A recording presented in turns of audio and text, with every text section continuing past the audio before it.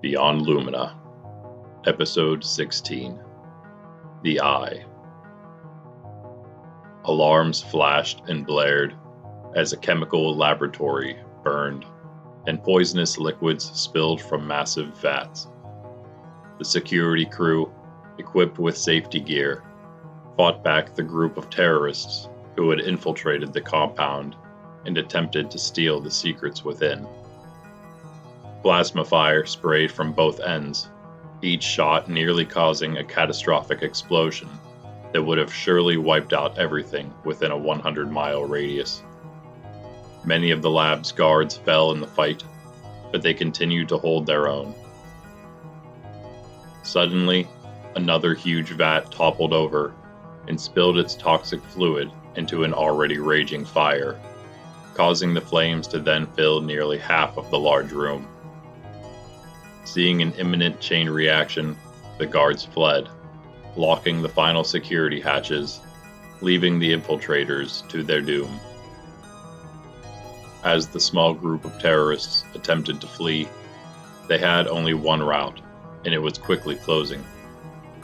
One of the group, a well-built young man, led the pack and made it to the rapidly dropping Aetherium door. Throwing his body underneath it, he put every ounce of strength he had into keeping it up long enough for the rest of his crew to make it through. "Hurry!" he shouted to them as his hold began to fail. Behind them, the burning liquids had caused vaporous fumes to begin filling the facility. His allies, 6 of them, made it through the narrow exit just before the poisonous gas reached the upper levels where they were.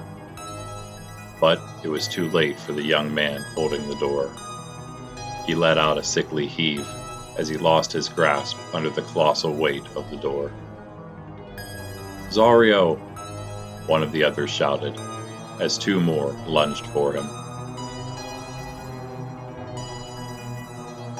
Zario awakened suddenly, a cold sweat covering his entire body. Once he recollected himself, he let out a sigh. "All this talk about the past is making me relive it even in my dreams," he thought. Then he heard footsteps approaching. A guard was coming toward his prison cell.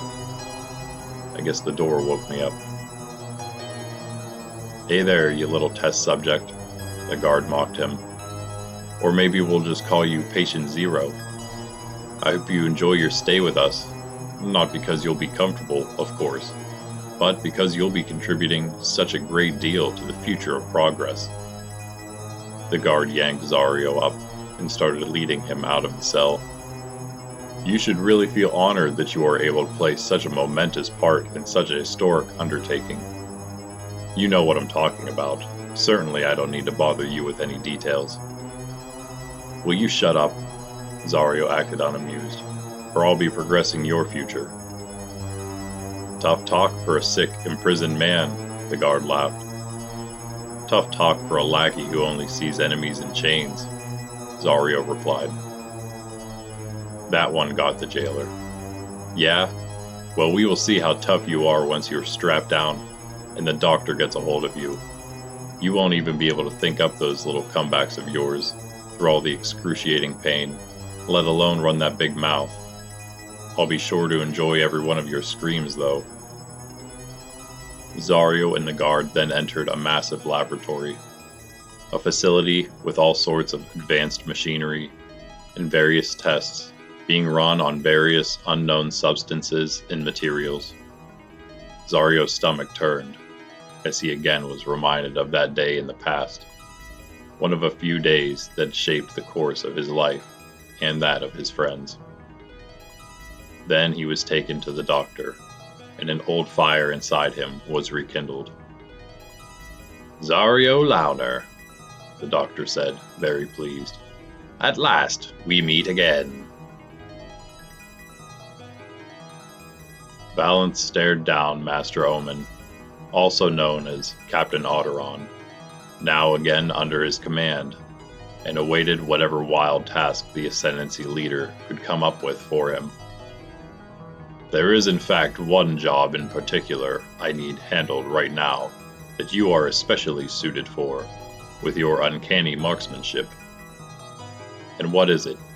Valanth responded impatiently. For you, something simple. I need you to take care of a Ravinian rebel leader, somewhere between Panya and Cronus. He's not out and about very often, and difficult to pin down when he is. We've had a lot of trouble getting a bead on him, but other than that, the group is more just a nuisance. Without him, they'll fall apart. Take care of it. That'll be a good first step for you reclaiming your position. Maybe this time you won't relinquish it.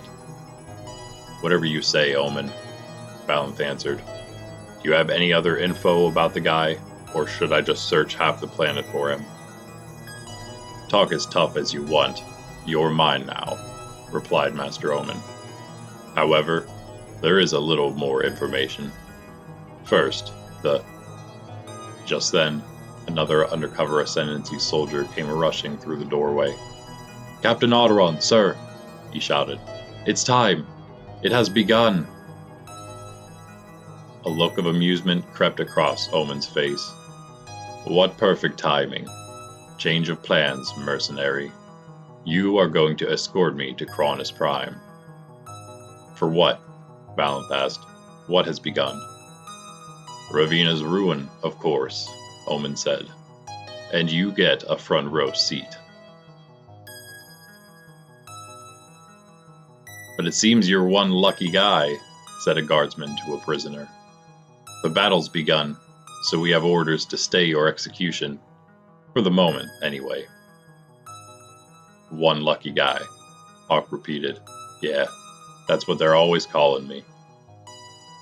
Just throw him in with the others. It won't be long now, said another guard.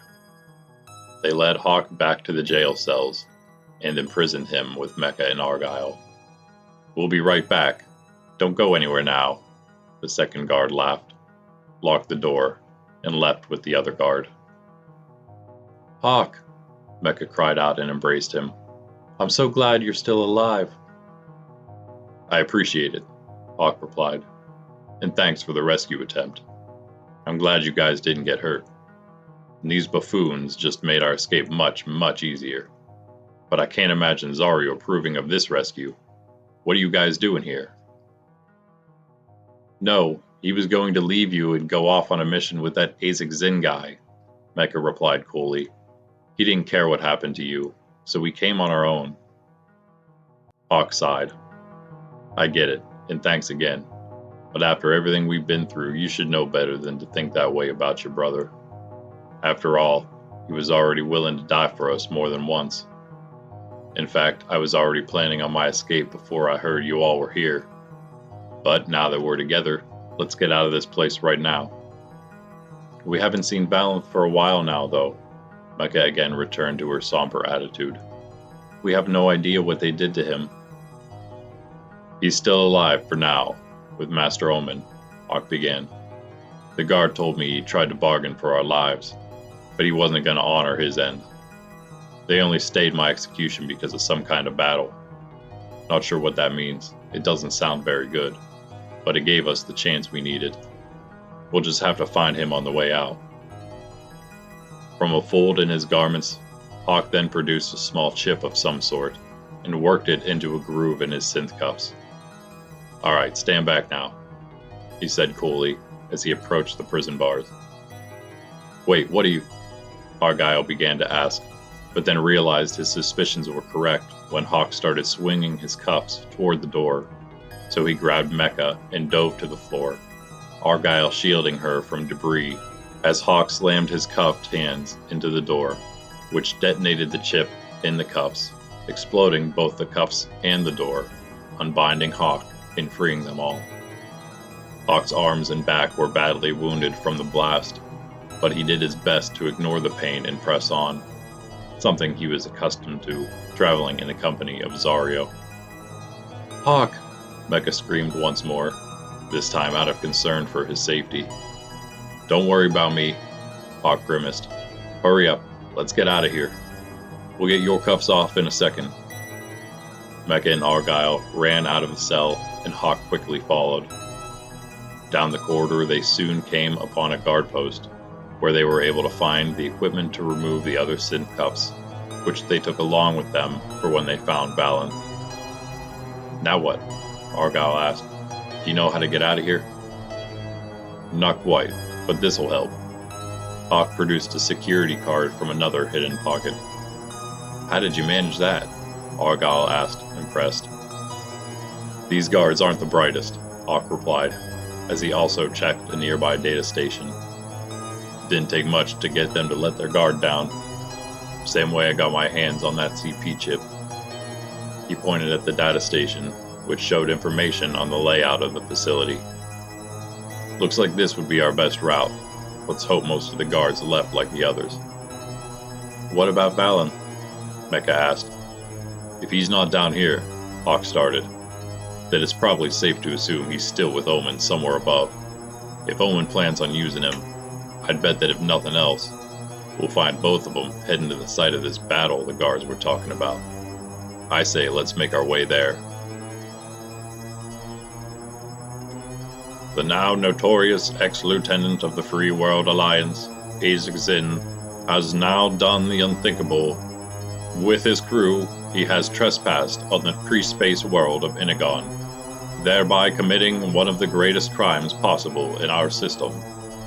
Traversing the boundaries of political and military powers, even in the time of war, the Free World Alliance, the Royal Ascendancy, and the Tansorian Federation have all denounced the actions of Aezic Zin and his terrorist group.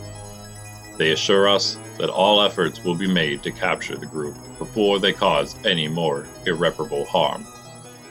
In other system-wide news, a fleet of Royal Ascendancy battleships has re-entered the space of Free World Alliance planet Ravina, making an open declaration of war and pressuring once again the precious Aetherium mines located on this now nearly desolate world. Most living there have already been evacuated or taken to a safe shelter, but with the new Ascendancy reinforcements, Ravina may not long be in the hands of the Free World Alliance. We will keep you updated on what transpires in this new battle, here on the Lumina News Network. Jay made it to the command center in time to hear both pieces of news, both of which sent his head spinning. "Oh man, Aezic, what in Lumina did you get yourself into?" Jay asked, mostly himself. Then he turned to another in the room. "What are we going to do, Captain? Can't let them take Ravina." "Do you think you can get to Aezic?" the captain asked Jay. "And you'll take the fleet to Ravina?" Jay replied. "Yes," the captain answered. "We shouldn't have to deal with their super ion weapons this time around. They need Ravina. If we can get past their blockade, then we'll be able to establish a defensive position on world." "You'll need to do it quickly and figure out how to return here without too much delay," Jay said. "They'll be defenseless here without you." "Yes, on that subject," the captain began, then started out of the room. Jay followed, and the captain spoke once more when they met back up with the Prime Minister of Sor and General Gaster. "Prime Minister, General, have you had time to properly discuss the matters at hand?" "We have, as much as time allows for," the Prime Minister answered, "and we are in agreement about what must be done. But what of the news about Aezic?" "It's not good," the captain replied. "We've got two problems and need a change of plans. Aezic and his crew are on Inagon and now being targeted by all three major powers." "That can't be," the Prime Minister exclaimed. "I have my suspicions about who may have given the order, but I can't be sure. This is not good at all. What is the other news?" "Ravina is being attacked once again by the Ascendancy. It sounds like a full invasion. I need to take the fleet there immediately, but we aren't going to be able to drive them off on our own. We will need your help for both of these missions." "I understand," answered the Prime Minister. "General, please take your crew back to Sor and overturn this matter about Lieutenant Zin with my seal, and muster whatever forces you can to go aid in the defense of Ravina. I'm counting on you, my friend. He quickly scrawled something and gave it his signature and seal, then handed it to General Gaster. I won't fail you, my lord, he said.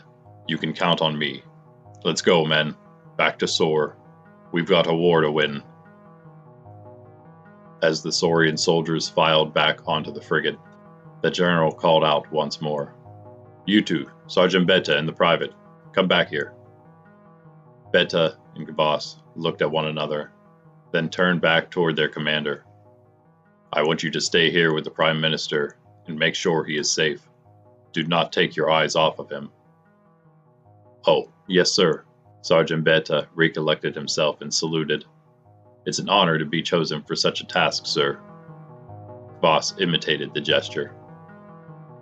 Good. The Prime Minister gave them a warm smile. Now off, hurry. Do not worry, Captain Zin. We will save your brother yet. Chief Oshu, Aezic, Glaus, and a few native warriors peered at a map of the nearby region. The chief spoke. With all their security and surveillance, there is no way we can make a direct approach of the facility, either from this side or the other. But what the Supreme Order is not aware of is that there are underwater coves that can bring us very near to their shores without them being able to detect us, until it is too late. But it's going to take some heavy scouting of the shores before we can safely enter the coves from our side. They will still be able to see us from the other end with their equipment, if we're not careful. Well, we happen to have some equipment of our own that may help in that, Aezic answered. I'll have to go along with the scouting party in order to use it, though. Vala spoke up from behind them. Let me go instead, Aezic. You should stay here with everyone.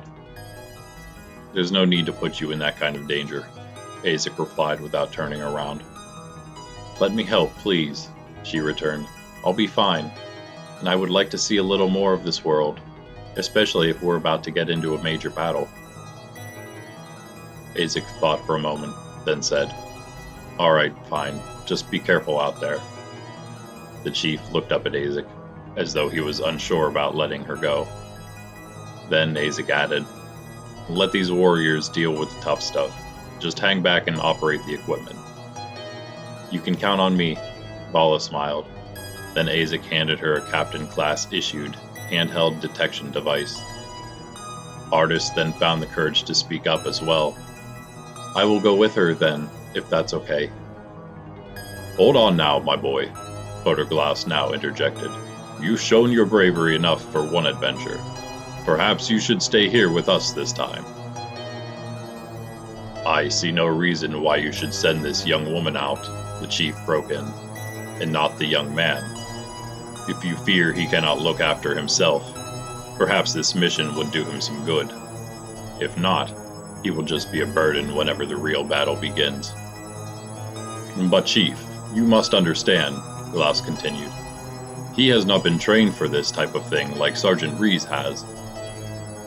Tell me, Holy One, the chief said respectfully, do you think this young man has time left for proper training? He can either learn now, while he still has a chance, or remain one needing saved. I can do it, Foder, Artis reassured him. Please, I need to help if I can. Oh, all right, Glass finally conceded. But you must remain with Sergeant Rees and the other warriors. Do not venture from their side. I will keep my eye on him, Vala now said. As they left, Aezic took Vala aside. If you find anything else out there of interest, let me know.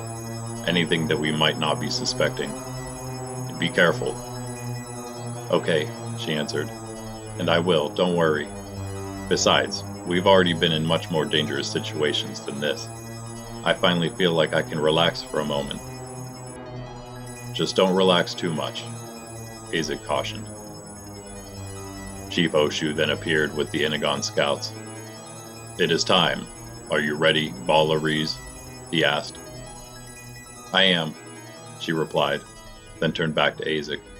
I'll see you soon. Then she made her way out of the treetop city with Artis and the Inigon warriors. Hawk, Mecha, and Argyle fled the lower levels of the Animov compound, eventually finding themselves in the military section. "Guys," Mecha said as they ran, "do you think those alarms are for us?" Red lights and sirens had just started blaring throughout the facility. Ducking into an official-looking room, the trio headed for another data station, which showed a self-destruction sequence and an evacuation warning. They only had minutes to spare. "Yeah, I'd say those alarms are for us, and everyone else," Hawk started. "Let's go, hurry." They then ran as fast as they could through the corridors, eventually bursting their way into the open main room of the facility, where the ceiling resembled the clear Ravinian sky. All of the people that had been gathered there were going about their business as usual, and there was no sign of any alarms now.